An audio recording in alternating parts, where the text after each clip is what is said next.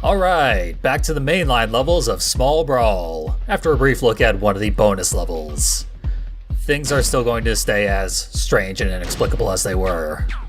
Happens to be two nonsense levels in the entire game, and I put them back to back. Anyway, the competitor who will be dealing with this nonsense is Outlaw.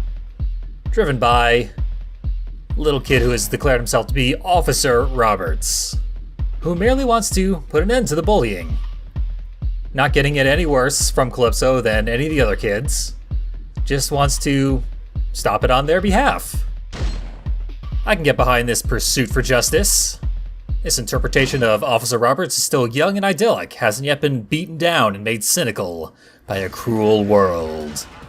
But we are nonetheless in a cruel world, so maybe it'll happen by the end of this video. This is the Carn-O-Maul. Terribly strained attempt at a pun.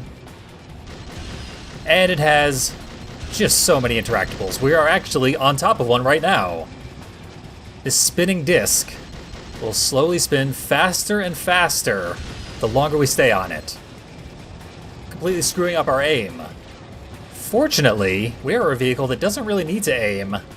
Our special is, as always, the taser. There it goes. It'll hook right onto the nearest target. Should we lose that target at any point during the duration, for example if they go out of range or die, the beam will just lock onto the next nearest target until the duration is up. It cannot be wasted unless you use it nowhere near any possible targets. The spinner finally got fast enough to fling me off of it like a rodeo bull, and in the process threw Mr. Slam through that portion of the wall, which is also destructible with a single machine gun bullet, giving you access to a little pipe, which has a pickup or two on top of it. That counts as an interactable, as does that bucket of popcorn, and this corn dog. Classic carnival foods? The corn dog certainly is. I don't know if popcorn is as popular at carnivals. Mr. Slam special for the first time, awkwardly distorted by the spinning pipe we're stuck in. No surprise that his special is the classic grab and thrash. This game is about 50% crowd pleasers and 50% original material, including this level's soundtrack. This one is a completely original song, and in my opinion that is honestly a bit of a missed opportunity.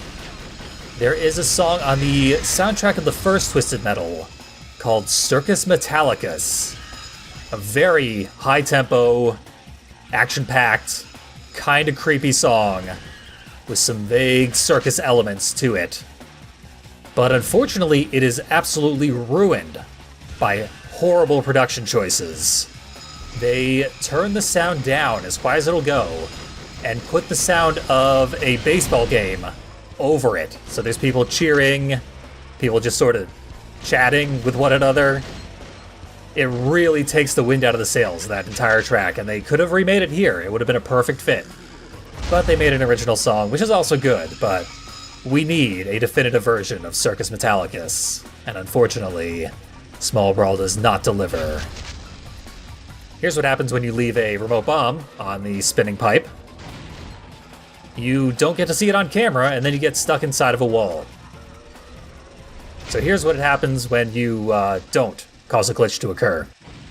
It goes up the wall until about quarter way, and then explodes of its own volition, because it cannot proceed beyond that point. The same issue that the Loop-de-Loop in Twisted Metal 2012 would later have.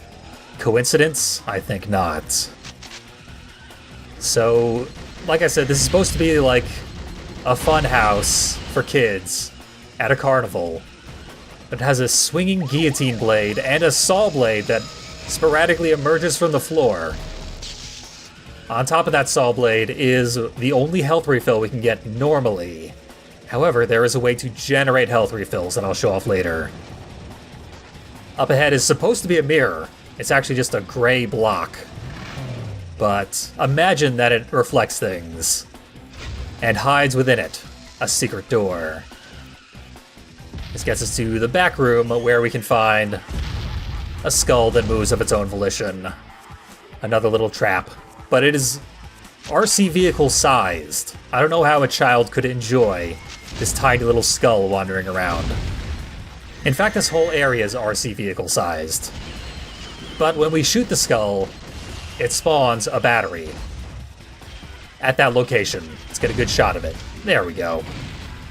One of the AI vehicles clearly made it drop a battery on one of its previous passes, but after it had gone through the saloon doors, which only it can open from the outside. Since we're already on the inside, we could bump against them, push the door open.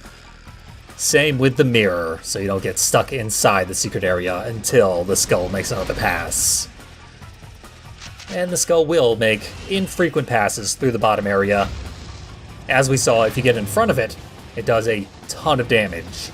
But if you stay behind it and shoot it, you get free health refills. It's like shooting the duck in the first level. I made a point of showing off the remote bomb earlier, but Crimson Fury is about to give us the perfect chance to get a much cleaner look at it now. There we go. Gargantuan explosion, which is very misleading. The area of effect is much smaller than it appears, and the damage isn't all that great either. Not actually all that good a weapon, but very impressive, I'll say. Mr. Slam, showing the only way to stop Outlaw Special by playing exactly the same way he does in Twisted Metal 2. Freezing you and then slamming ya. It's a fantastic special. Right here I thought to take a look at some of the creepy faces scattered around the level. Next up is the Sweet Tooth head behind the pendulum. So while I'm doing that, I will continue to gush about how great the taser is. It would have been one of the best tasers in the series if only for the relentlessness of it. But you can also charge it up by repeatedly hammering the fire button.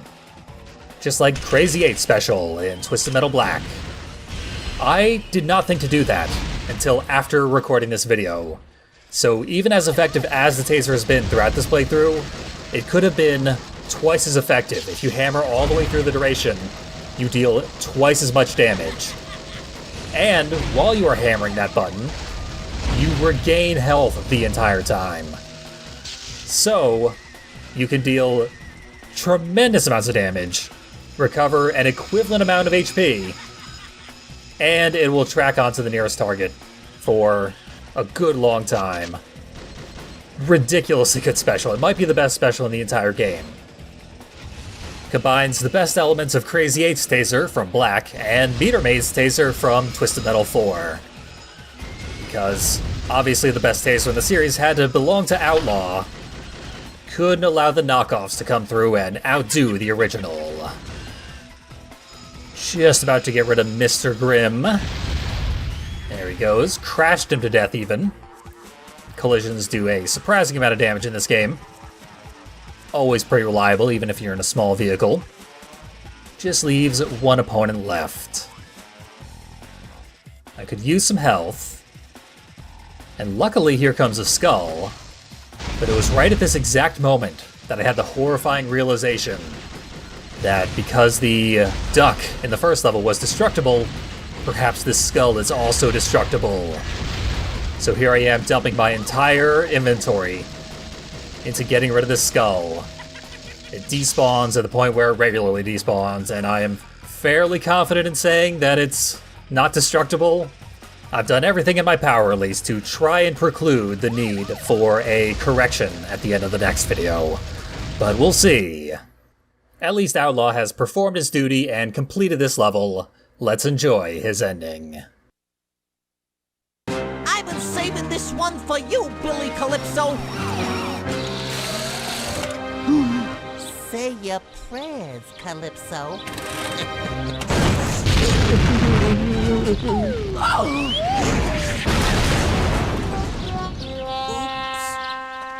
darn stupid breaking flash, I was smitten you already.